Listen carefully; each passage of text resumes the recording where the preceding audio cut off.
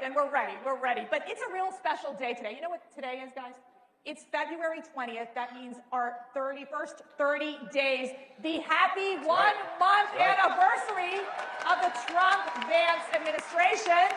I mean, how exciting is that? It's very exciting. It's hard to believe we've only been in office for a month, because I think we've done more in a month than Biden did in about 4 years. And thank God for that.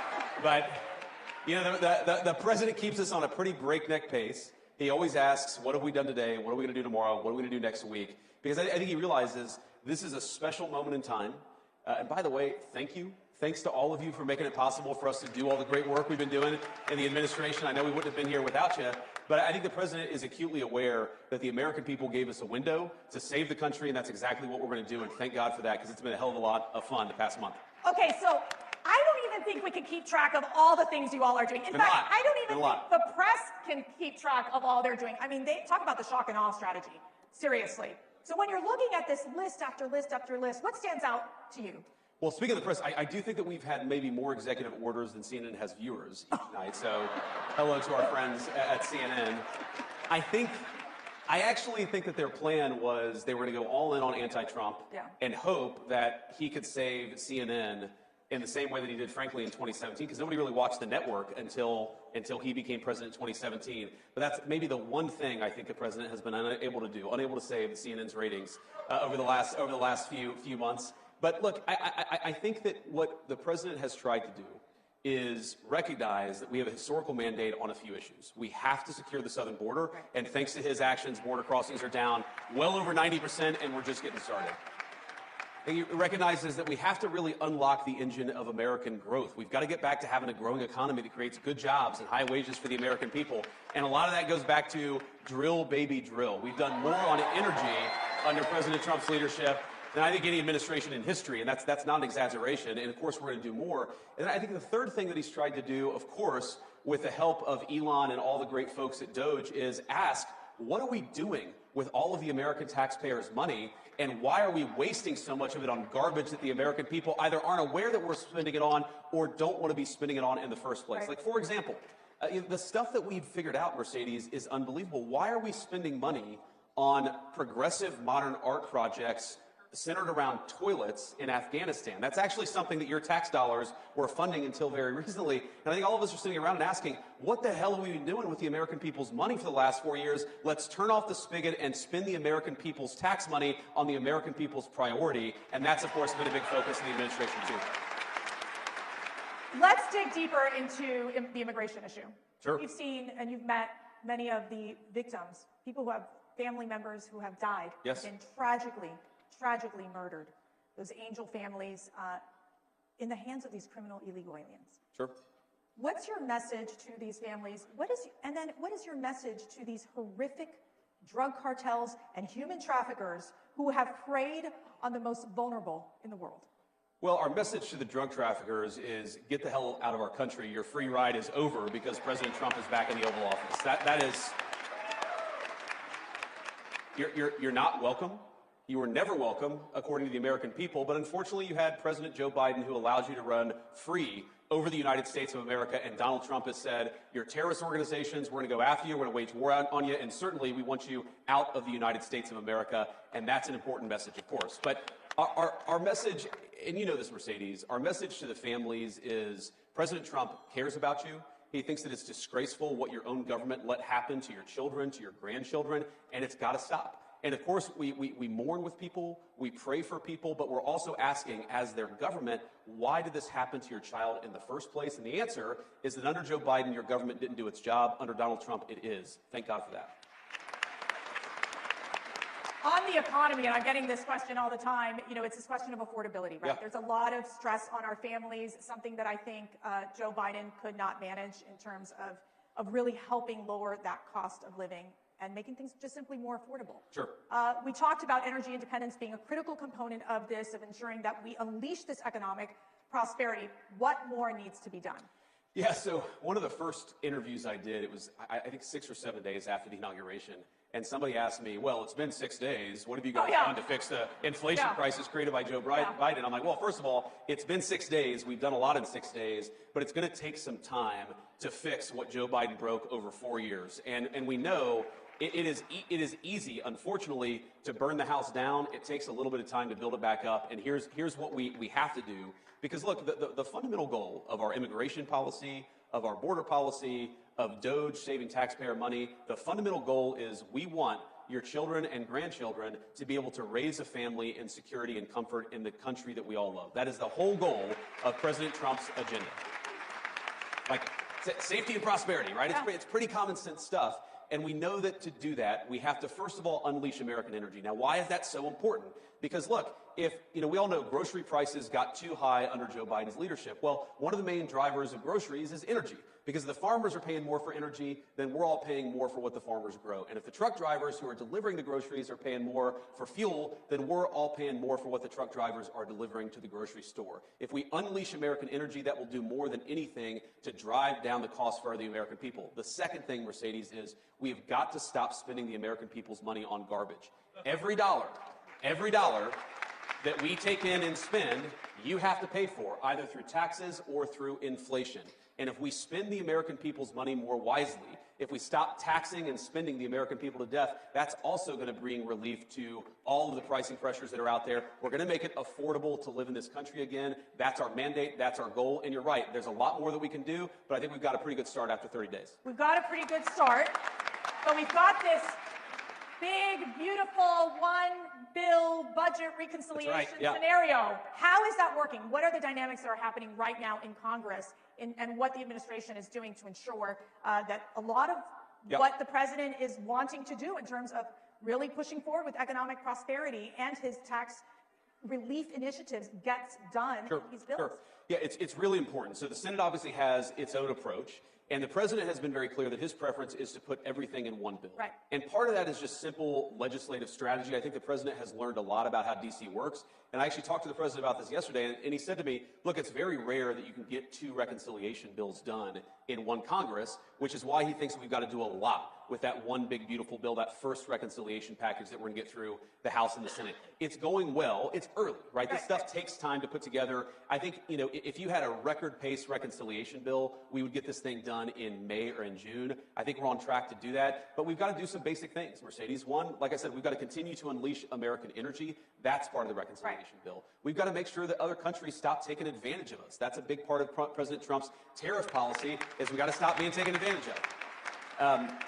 Of course, we want to make the President Trump tax cuts permanent and extend them into the future. We want no taxes on tips. We got to do some of the things we talked about during the campaign. That's got to be part of it. And then finally, and this is really important, everything the president has done on the border, we have got to empower him to do it, not just for a month, but for the next 4 years. And we've got to hire more Border Patrol agents. We've got to give Tom Homan and Stephen Miller and Kristi Noem the resources they need to secure the border. And just not to return to the border, but I think so many of our issues come back to the border, because if you take 30, 40 million illegal aliens, you take Medicare fraud, Social Security fraud. Why are we taking the people's Social Security payments and giving it to illegal aliens? We know that's happening in the United States of America today. We've got to stop it. If you get control of the border, Mercedes, you do more to control the fiscal problem, the financial problems that we have in this country than almost anything. Get illegal aliens out of our country, make sure American tax dollars go to American people. That is how you solve the fiscal crisis in the United States of America. Shifting to your incredible speech at the Munich conference. Did you all watch that? I don't know. I think they I'm really glad you guys liked it. Not everybody liked it. Okay. You guys liked it. Okay. Not everybody liked it. So,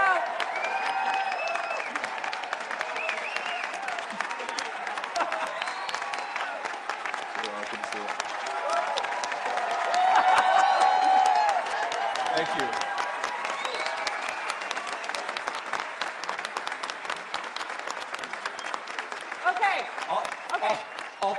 I'll take a standing ovation for a speech I already gave. That's It's like awesome. cheer for the price of one. yeah, I was going to say, here's your speech. Just say it again. All right.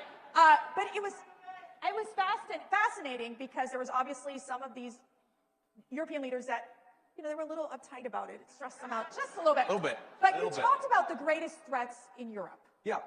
So, look, the greatest threat in Europe and I'd say it was the greatest threat in the United States until about 30 days ago, is that you've had the leaders of the West decide that they should send millions and millions of unvetted foreign migrants into their countries. That is the biggest threat to Europe. And frankly, it remains, by the way, the biggest threat to the United States because, yes, we've got 4 years of President Trump's leadership, but I guarantee you, if the Democrats ever get power again, they're going to try to do it again. We cannot rebuild Western civilization. We cannot rebuild the United States of America or Europe by letting millions and millions of unvetted illegal migrants come into our country. It has to stop. Thank God it stopped here, but it's got to stop there. And a related issue, Mercedes, is you can't just stop it. You have to allow European peoples, and of course the American people too, to raise issues about it. Right. You have to allow free speech to debate this stuff.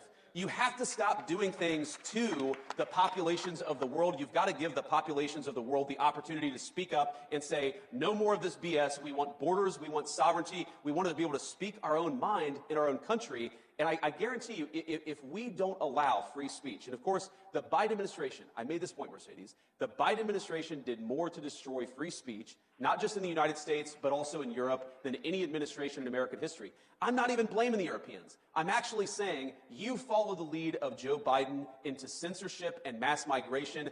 Follow the lead of Donald J. Trump, and that's free speech, borders, and sovereignty. That is the future for our shared civilization. And I will tell you something that is really, truly remarkable that's happening at CPAC is, and we had our second CPAC International Summit yesterday, and we have many of these conservative European leaders with us today, where we stand in solidarity because they have an opportunity to basically make Europe great again, make Asia great again, make Latin America great again. And so in essence, I think your message was very well received by many of those conservative leaders across the globe. But what does this mean with the U.S. now that, in giving that speech, what does this mean with the U.S.'s relationship with Europe? Well, look, obviously, we're going to continue to have important alliances with Europe, but I really do think the strength of those alliances is going to depend on whether we take our societies in the right direction. Think about this. Germany's entire defense is subsidized by the American taxpayer. There are thousands upon thousands of American troops in Germany today. Do you think that the American taxpayer is going to stand for that if you get thrown in jail in Germany for posting a mean tweet? Of course they're not, right? So the point that I try to make to our European friends, and I think that they're our friends, I believe that, I know President Trump does, is that friendship is based on shared values. You do not have shared values if you're jailing people for saying we should close down our border. You don't have shared values if you cancel elections because you don't like the result, and that happened in Romania. You do not have shared values if you're so afraid of your own people that you silence them and shut them up. So let's have shared values. Let's defend democracy. Let's have free expression, not just in the United States, but all over the Western world. That is the path to strong alliances in Europe. We had Ambassador Rick Riddell with us yesterday. He'll be on the CPAC stage during these conferences. He has like 3 jobs, or 4 or 5. Yes, but let me ask you this. Where are we on basically the status of the Russia-Ukraine moving forward in terms of these negotiations in bringing peace to this endless war? It's early, and I think what President Trump, what makes him such an effective negotiator, I've seen this in private, is that he doesn't take anything off the table. When he walks into negotiation, he says, everything is on the table. And of course, that makes the heads explode in the American media because they say, why are you talking to Russia? Well, how are you going to end the war unless you're talking to Russia? You've got to talk to everybody involved in the fighting if you actually want to bring the conflict to a close. And I know the president does. But I'll tell you the goals that animate President Trump's policy. It's really simple. He wants the killing to stop. He wants to bring lasting peace to Europe. He doesn't just want to stop it now and have the war restart a month from now. He wants to bring lasting peace to Europe because the president believes this, and he's absolutely right.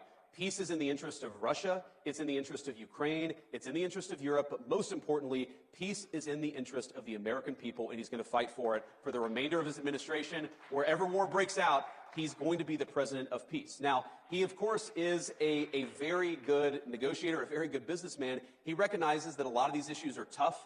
It's going to take a smart statesman to figure this stuff out, but we've got that in the White House, and I really believe that we're on the cusp of peace in Europe for the first time in 3 years because we have leadership from the Oval Office, and we haven't had it in 4 years in this country.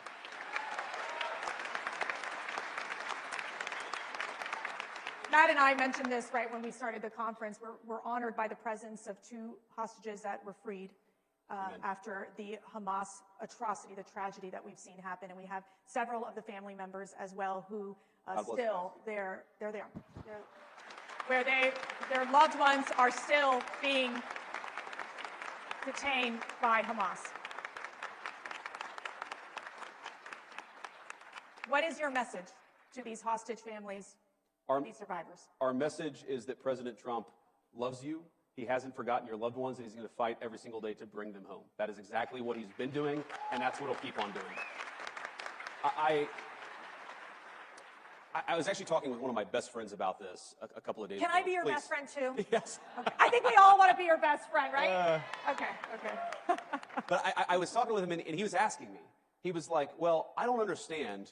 Why was Biden unable to do this? And then, like, the minute that Donald Trump won, we started to make progress in bringing the hostages home. And I said, man, it's just a question of leadership. You actually need a president who is willing to pick up the phone and say, you got to bring these people home. No. We're not focused on that crap right now. We're focused on bringing hostages home. And then when the negotiations hit a wall, because they always do, you need a president who picks up the phone and says, cut this crap out. We've got to make progress, and you've got to keep that pace going. It's leadership. It really is. And I saw it behind the scenes. And what the president did is he empowered, in particular, because this was before we were inaugurated. This is before we had our great Secretary of State, Marco Rubio, or any of the great people around us. The president sent his dear friend, and he's become my dear friend, Steve Witkoff, as an emissary of the President of the United States. And he said, Steve, you speak for me, get it done, and if there are problems, pick up the phone and call me. Steve Witkoff, with the president's leadership, got it done, and it's amazing. And of course, we still got work to do. We've got to finish the process, but I really believe the president is as committed to this as any American leader in my lifetime. We're going to keep on fighting for it. One of the issues that's central to the CPAC community is the issue of pro-life. Of course. And what is the administration going to do to defend the unborn, to provide support for those mothers, those fathers that choose life? Sure. Well, one of the things, of course, the president got done during the first term, and I think that it's why he is accurately called the most pro-life president in American history, is he finally made it possible for the will of the people to speak on the life issue.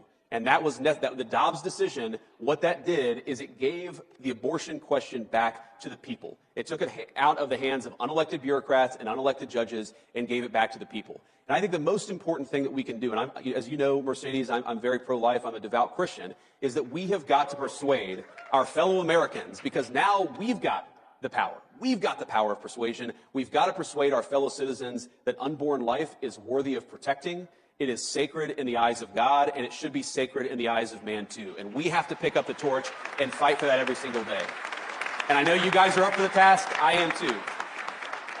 And I think on the administration side, what the president has said, and it's been consistent, it's going to be consistent in the rhetoric and in the policy, is we believe in the Trump administration that babies are good, that families are good, and we want to make it easier for young moms and young dads to choose life, to start families, and to bring new life into the world. That's the whole point of our policy. Now, some of that, of course, is supporting our great crisis pregnancy centers at the moment of these important health care decisions, encouraging young women to choose life at that important moment of choice. Some of that is bringing costs down so that young moms and dads don't look to the future and a new baby and say, how can I afford this? And if they're able to actually afford to raise a family, maybe they'll start thinking of babies as the blessings that we all know that they are. Yeah. And I think... But I think fundamentally this is going to take a lot of leadership from the president on down, but from every single person in this room. We've got to persuade our fellow citizens to stop thinking about babies as inconveniences to be discarded. We've got to start thinking of them as blessings to cherish, and that's exactly what I promise to do. So now we're going to get personal. This is okay, so fun. Your faith. Yep. Why is it so important to you? What does it mean to you? Tell us why, when you go every single day to work, how faith is a part of who you are. Well, I mean, first is I believe like the fundamental tenet of the Christian faith. It's not just a set of good moral principles, though it is that. I think the fundamental tenet of our faith is that the Son of God became man, he died, and then he raised himself from the dead. That is the fundamental tenet of the Christian faith, and I think so much flows from that. And I think one lesson that flows from that is that we shouldn't fear death. Of course, death is a very bad thing, but there are much more terrible things than just losing one's life, and importantly, you could lose one's soul. And I think whether it's fighting for the unborn or fighting for peace and security for our citizens, I want us to be the kind of society where my kids can grow up to be virtuous young people, can be good young Christians, of course, because that's what I'm trying to raise them to be, and that's what our public policy is trying to do. Creating the space where moms and dads can raise their children in their faith to become good young people who believe the things that I do. That is what I'm trying to create, is the space for you, of course, to raise your children as you see fit, but the space for me to raise my kids to be the kind of young people that I think they ought to be. And the other thing that I take from it, Mercedes, is if you look at the long history of the Christian faith, we've been around for about 2,000 years now, give or take a few years, and there have been really dark times in the history of the Christian faith. There have been really good times in the history of the Christian faith. And I just try to remind myself that we put our faith in God above, we put our faith in the grace of God, and we try the best to do His will, and we don't worry so much about whether we're going to have earthly rewards. We worry about whether we're doing right by God Almighty above. That's what I try to do, and that's how I try to run my life in public. You mentioned raising these children into good people and also into good citizens that can contribute to society and to the world. We had so many young people come out and support Donald Trump and J.D. Vance and thank you. This past election. So what is your message? And what is your message to the young men? You know, I guess my message to young people generally is we're trying to make your life better. And that is the simple thrust of President Trump's policy is we want you to be able to buy a home. We want you to be able to work a good job. We want you to be able to raise your kids, like I said, according to the values that you believe in. And we want you to be able to build a nice life in this country that all of us love. That is what we're trying to do. And, you know, you guys more than anybody, more than me, I'm talking about people under the age of 30 in particular, you guys are going to have to deal with the consequences of good policy or of bad policy for much longer than the rest of us. And I want you guys to think about the future and ask yourself, do you want safe communities? Do you want a prosperous life? Do you want to be able to work a good job? Or do you want that job shipped off to China or somewhere else? We're fighting for you every single day. We want you to help fight for us because we've got to win. Not just the policy battles of the next couple of months. We've got to win the midterm elections in a couple of years. We need you. We recognize that we need you, and we're fighting for you every single day. And I think, you know, you asked me, you know, my message to young men is I think that our culture sends a message to young men that you should suppress every masculine urge. You should try to cast aside your family. You should try to suppress what makes you a young man in the first place. And I think that my message to young men is don't allow this broken culture to send you a message that you're a bad person because you're a man, because you like to tell a joke, because you like to have a beer with your friends, or because you're competitive. It's